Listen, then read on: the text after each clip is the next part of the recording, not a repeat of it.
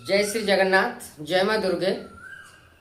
आपण मैंने दुनिया रे एमती किछि लोक मान को देखुथिबे जो माने कि सुसाइड करंती बा आत्महत्या करंती। एपरी जोग काहेकि सृष्टि हुए एवं को जोग द्वारा आमे माने जानि परिबा कि पिलाटीर माइंड रे सुसाइडेड करिवार भावना बा आत्महत्या करिवार भावना जागृत होईछि। सर्वप्रथमे आमे माने जानि रखिबा दरकार कि जदि मनुष्यर मन स्थिति खराब थाए बा चंद्रमा खराब स्थिति रे थांती जन्मजातक रे से परिस्थिति रे पिलाटीर मन अत्यंत दुर्बल थाए एवं जेकोसी भाव में जदि प्रतारणा पाती धोखा पाती बा प्रेम रिलेशन रे लव रिलेशन रे एथिरे धोखा पाती बा जेकोसी घरर परिस्थिति को लेकिन एमानकर मन रे एभली भूचाल बा एभली चिंताधारा सृष्टि होता है से परिस्थिति रे पिलाटीए आत्महत्या करिथाए।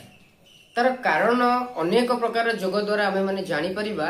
तथापि मु आपण माननकु एमिति किछि जोग कहया पई जिबी बा जन्म पत्रिका रे बसिथिबा ग्रह मानकर स्थिति हिसाब रे जदि आपण माने ताकू एनालाइज करंती बा बुझिया पई चेष्टा करंती ताहले पिलाटी को बंचेई हुए। सुसाइडेड अनेक प्रकार थाए। जेकोसी लोक आपण माने देखुथिबे कि जो माने विष पिउचंती माने पॉइजन पी की सुसाइड करूचंती सेमानकर शनि चंद्रमा खराब थांती। ए परिस्थिति रे पिलाटीर भावना रे एपरी मन रे मनस्थिति रे एपरी चिंताधारा सृष्टि हुए कि से पॉइजन पी की सुसाइड करंती। आपण माने देखुथिबे बहुत किछि एमती पिला माने थांती कि जो माने बेकरे फांसी लगै दियंती बा फांसी लगै कि धोखा पाई सल्ला परे फांसी लगै कि सुसाइड करंती। ए परिस्थिति ए भावना आमे माने केमती देखिबा एवं जन्म जातक रे बसिथिबा स्थिति द्वारा केमती एनालाइज करिबा कि ए पिलाटी भविष्य रे आगामी दिन मानकरे बेकरे रसी दे सुसाइड करिवे।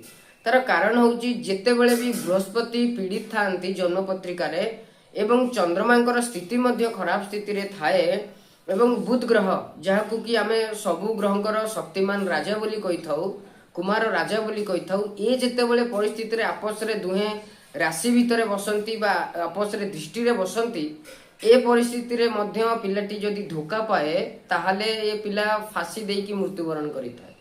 आपण माने दुनिया रे बहुत एमती लोक मान को देखुथिबे जो माने कि छोट छोट कथा रे रागी जाई बापा मांगर कथा रे रागी जाई कि सुसाइड करूचंती। एबे बहुत दिन पूर्व आपण माने देखुथि कि पिलाटी मैट्रिक फेल होवा द्वारा तो से पिलाटी सुसाइड कर देला। तार मन अवस्था तार चंद्रमा खराब स्थिति रे थिबा द्वारा एपरी भावना मनुष्य मन रे क्रिएट होइथाय। एवं मु आपण माननकु कहया पई जिबी जदि जन्म पत्रिका रे शनि ग्रह खराब स्थिति रे चतुर्थ स्थान रे बसी थांती एवं चंद्रमा मध्य खराब अशुभ स्थिति रे बा तांकर निचस्थ घरे बसी थांती ए परिस्थिति रे पिला माने तो बार बार पॉइजन खाबा पई चेष्टा करंती एवं पॉइजन खाई कि माने मृत्युवरण करि थांती।